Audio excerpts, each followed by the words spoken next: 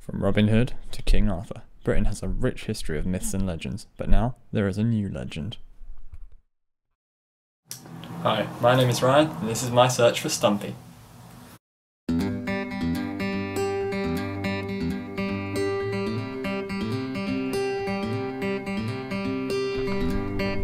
Stumpy is a Mediterranean gull that has developed a legendary status amongst Cumbrian locals. After developing a fan base on social networking sites, Stumpy's rise to fame has left lots of people trying to catch a glimpse of this bird with a quirky personality. Despite being fairly common in the south and east of England, Mediterranean gulls are only occasionally spotted on the northwest, the rarity factor being another reason the legend of Stumpy has blossomed in recent years. In order to find out more about Stumpy, I will be journeying by bike along the Solway coast of northern Cumbria, scouring the shoreline from Carlisle to Maryport, with the ultimate aim of catching a glimpse of the legend before she migrates for the summer. The first stop en route is Brough by Sands. Just 5 minutes walk from Brough by Sands is Brough Marsh, where the mouth of the River Eden meets the River Esk, forming the Solway estuary. This monument at Brough Marsh commemorates the moment in 1307 that thrust Brough by Sands firmly into the history books. On the 6th of July in 1307, Brough Marsh was the sombre place after the death of King Edward I. Nowadays, the marsh is a nature reserve, kept tidy by grazing sheep, and is packed full of thriving wildlife. Some of this wildlife, like this kestrel, is easily visible hovering above the marsh, but much is hidden in the tufts of grass. Unfortunately, there is no sign of Stumpy here, so it's time to move on.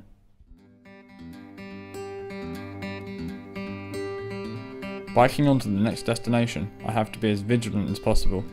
Missing Stumpy could rule out any chance of finding out more about her.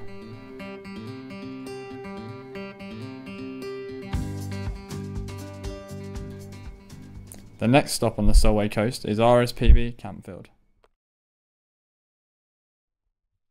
As one of the major wildlife reserves in Cumbria, RSPB Campfield is very important, not just to birds, but to all sorts of wildlife.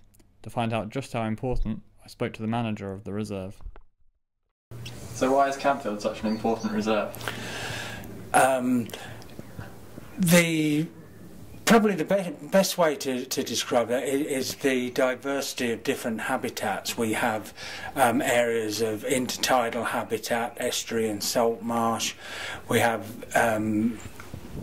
amazing area of peat bog, part of Bowness Common, which is the largest relatively intact lowland raised mire in England, and quite a few smaller habitats within the farmland, ranging from fen to wet grassland to small areas of arable crop as well. So we're catering for quite a lot of different birds in a relatively small area. So, are there any species in particular that Campfield is managed to preserve? The arable stuff we do is aimed primarily at declining farmland birds. Tree sparrows, skylarks, reed buntings all benefit from that, because they're finding food to feed on through the winter. The wetland areas are managed all year round to attract ducks and wildfowl and waders, but it's breeding waders that we actually target our efforts towards. So if we can create the right habitat for breeding waders, then there will always be that knock-on effect for habitats for birds wintering here as well. And finally, have you heard of Stumpy the Mediterranean gull? I have heard of Stumpy. I've seen Stumpy on a number of occasions. It never seems to get this far around on the Solway, although we do occasionally get Mediterranean gulls occurring here. But no, to see Stumpy you're going to have to go further west, I'm afraid. Excellent, thank you very much. From Campfield you can see one of the iconic features of the Cumbrian coastal skyline. Campfield Mast is a Navy communications mast and will be part of my scenery for the next few miles.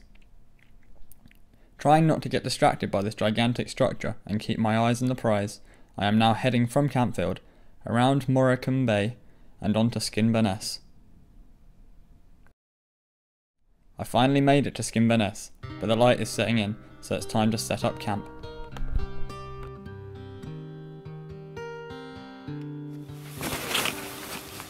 Okay, well, it's the end of day 1 and I'm yet to find Stumpy.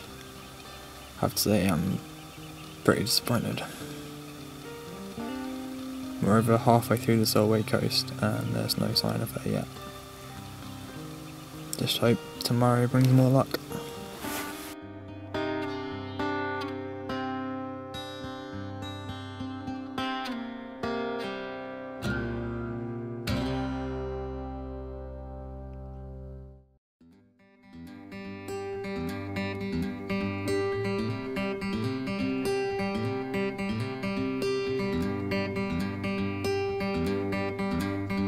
Day 2, I've been woken by the skylarks, and looking back at Campfield Mast, wow, the base seems alive with wildlife, but yet again, there's absolutely no sign of Stumpy here.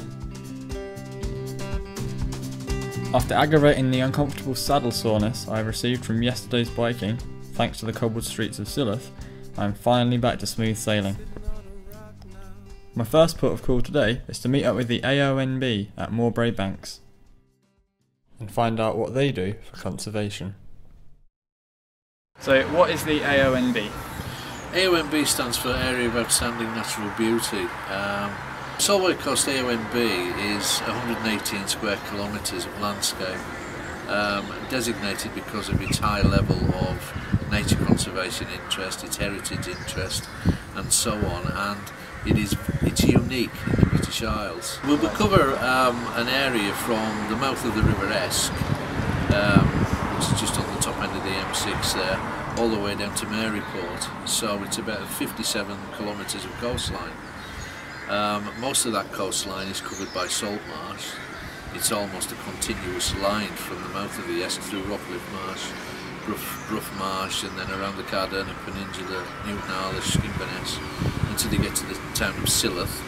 And then south down to Maryport, it's all made up of sand dune.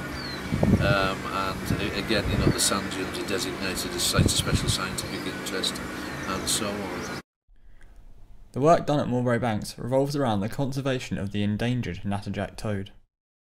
What we've been trying to do over the years is create better habitat for them by creating these ethereal pools which will hold water over a much longer period of time, giving them the opportunity to grow into tadpoles and then emerge as toads. Probably created about 28 in total along the sand dune areas of the coast, but especially in Morebray. Finally, have you ever heard of Stumpy the Medgull? I have heard of Stumpy the Medgull. I've actually seen Stumpy the Medgull. He's been up here actually. I mean, he does flip around between Silloth and Workington and Maryport and places like that. Yeah.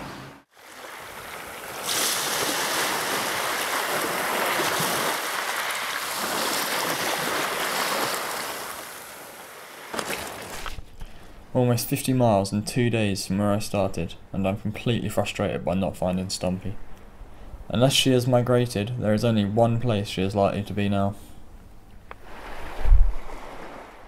Moving on from Morebray and onto the last place in the Solway coast, Maryport is my last stop.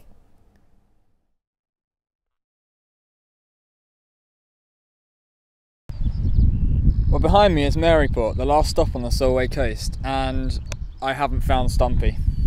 It's pretty gutting, to be honest, because I've come so far, but now, I mean, she may have migrated for the summer already, or I may just not have. Alright, sorry, be right there.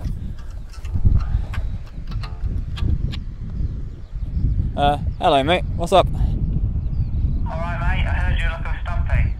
Yeah, I am, but it's not going so well, I'm afraid. Well, I heard you've been found and working the harbour. Oh, really? Oh mate, that's Yeah. excellent. I hope you find her. Alright, cheers mate. Alright, thanks. Bye. Bye. Looks like I'm going to find Stumpy.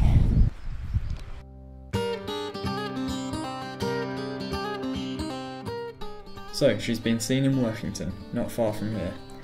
It is now a race against time to get there before she heads off to roost for the evening.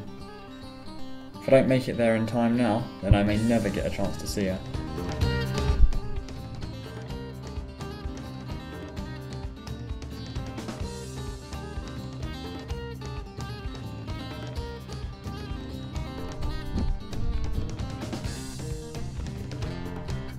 she is. Over by that car park. Finally, I found her. And rocking a new snazzy summer coat too. After some investigation and analysis on the bird's ring, it turns out that Stumpy was ringed by BLB Brussels in Kieldrecht, Belgium, on the 27th of May 2008. This makes her 4 years old. And also means she's travelled a long way from mainland Europe.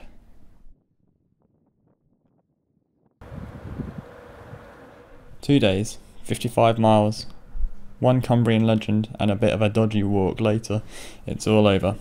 I made it in time. Maybe she will come back again next year, or maybe a new Cumbrian legend will be born. Just have to wait and see.